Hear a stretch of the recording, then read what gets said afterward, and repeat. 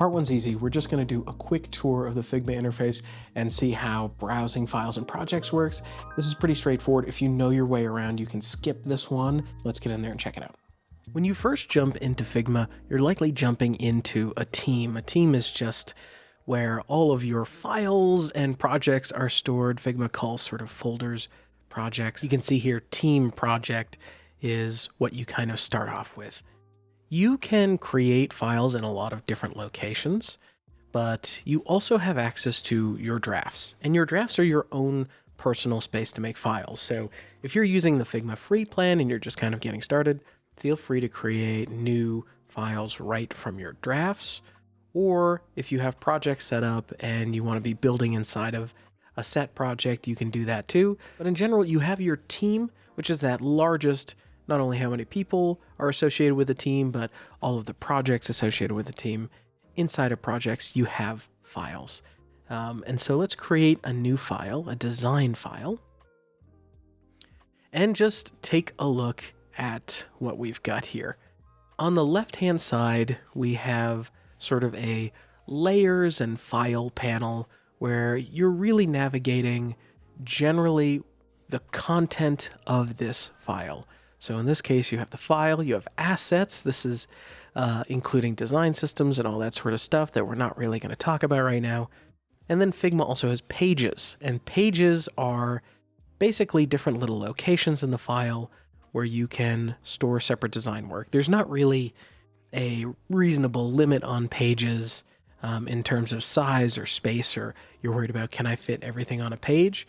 But pages will help you organize your files as they grow bigger and more complex. Now there's a couple more things in terms of organizing your files that I want to cover. And we can come up here and let's name this Part 1 File Org. The two things I want to show you are sections and frames.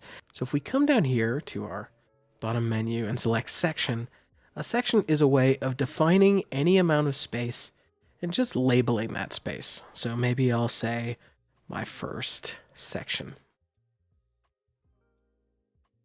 Sections are just a way to grab a bunch of things and organize your files, and you can see you can zoom way out into sections are tiny, but also a section could be your whole file. It's just kind of keeping things relative and positioned. The next is frames. So frames are really important, and they're basically in all pieces of design software, but the frame is your area of view, so where you're actually doing the work. So I'll create a frame here, and I'll just click and drag to create that frame. And you don't have to get it just right, it doesn't matter. Let's make it a different color. We'll talk about the right-hand side in a second.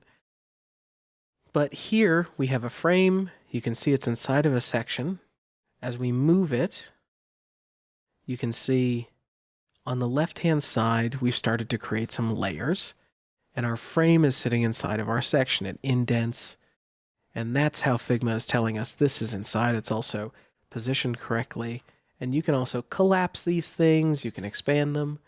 I'm going to Command C to copy and Command V to paste, and it makes a second frame. And then you can see here frame 1 and 2, and then everything's in this section. If I click and drag the name of the section, or click and drag the name of the frames, I have access to all of this sort of stuff. So as you start building your files, you're going to find your own tools and techniques, and maybe your team already has standards for these things in terms of how you organize your pages, how you organize your team and your projects, how you organize your sections, and even maybe how to organize frames. All of this is up for grabs. But we're going to be talking about, in further chapters, making these things, and we're going to be using shortcuts for these things, and you're going to see them a lot because they're really how we keep everything nice and tidy. Before we go, let's talk about a couple keyboard shortcuts, okay? So sections can be made with Shift-S on your keyboard. I hit Shift-S, and then I can click and drag out, and just like that, Shift-S is my section. Sections can also be colored and tinted and all that sort of stuff. Then frames can be made with F, and you can see the keyboard shortcuts down here. So I'll make a frame like this. I'll hit F, and that'll give me the same control. And believe it or not, in some other tools like the Adobe Suite and I believe Sketch, these things were called artboards, and some designers still think of them as artboards. So you can also actually hit A on your keyboard and create a frame like that. It's still a frame, it's called a frame, but A if you want to remember artboards. That's up to you, whatever works for you. But in general, in any piece of design software, you're going to be making these frames and then filling the frames with stuff. Now, you might be looking over on the right-hand side and saying, hey, Ryan, I'm seeing a bunch of stuff. It looks scary. Well, we're going to be talking about that next. So let's get into part 2.